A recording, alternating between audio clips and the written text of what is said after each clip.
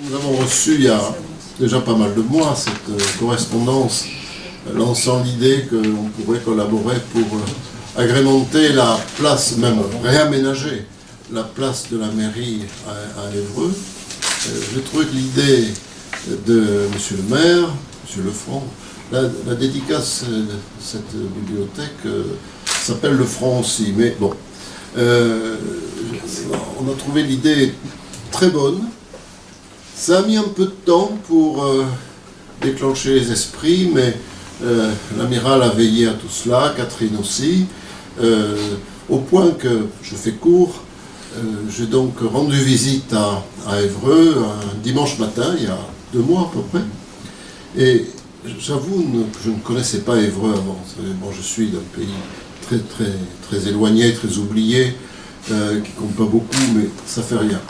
Et j'étais quand même assez ébloui, pas simplement par la ville et son histoire, alors je le dis sans flagornerie, par l'esprit d'entreprise historique, archéologique du maire et de son équipe. Et j'en profite pour saluer son adjointe. Parce que c'est très rare, je le sais par expérience, que des maires s'intéressent à l'archéologie.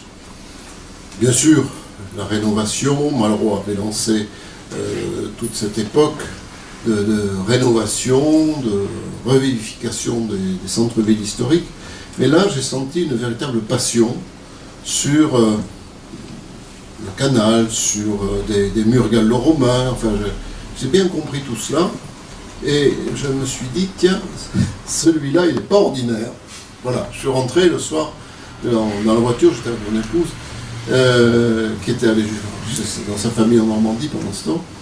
Et je lui ai dit, vraiment, je suis tombé sur un maire que je ne connaissais pas, mais qui est pas comme tous les autres. Parce que l'histoire de sa ville, il en est aussi fier que son activité économique. Et voilà.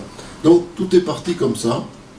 Et quand j'ai su que c'était aujourd'hui que nous signions cette convention, je voyais la journée se dérouler ce matin en me levant, à 5h30 du matin, je me suis dit, ça sera une belle journée, parce qu'il allait y avoir un bel événement. Voilà. Donc la dédicace de M. le maire, cette signature, ça compte dans l'histoire même de la Fondation, bien sûr ça compte pour Évreux, mais ça compte pour nous aussi, parce que ce peut être, ça doit être, un encouragement pour beaucoup de communes en France qui honorent le général de Gaulle. Ça peut valoir aussi pour des collèges, des lycées qui s'appellent ainsi, ou certains, dans le 18e arrondissement, ont même mis l'appel du 18 juin sur leur façade. C'est quand même étonnant.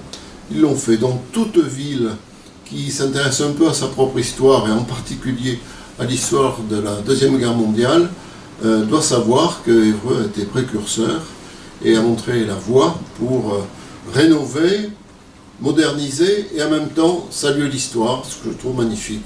Donc voilà les raisons pour lesquelles je suis très heureux aujourd'hui. C'est toujours très émouvant d'être ici, dans l'immeuble du général de Gaulle, d'être à côté du cabinet de travail du général de Gaulle. Mais moi, ce qui m'a surtout marqué, ce sont les visites du général de Gaulle.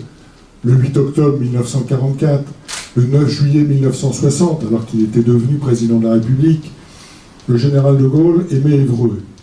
Le général de Gaulle a parlé d'Évreux comme une bonne ville de France, blessé au service de son pays.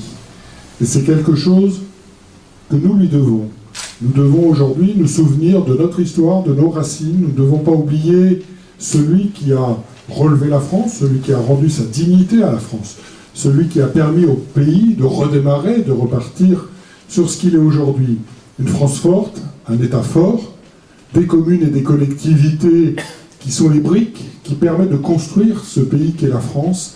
Et donc, il était important que la ville d'Évreux rende enfin hommage avec une statue digne de ce nom à la place du général de Gaulle, qui est la place de la mairie, juste au cœur de la ville, qui va être rénovée en 2018-2019, et donc qui doit, en 2020, bénéficier d'une vraie statue du général de Gaulle, une statue pour laquelle nous allons donc lancer une souscription, pour laquelle il y aura donc un appel à concours pour réaliser cette sculpture, mais aussi une statue du général de Gaulle, le militaire, l'homme qui a sauvé la France, celui qui nous a relevés, parce que Je pense que c'est le minimum que nous devons à cet homme aujourd'hui.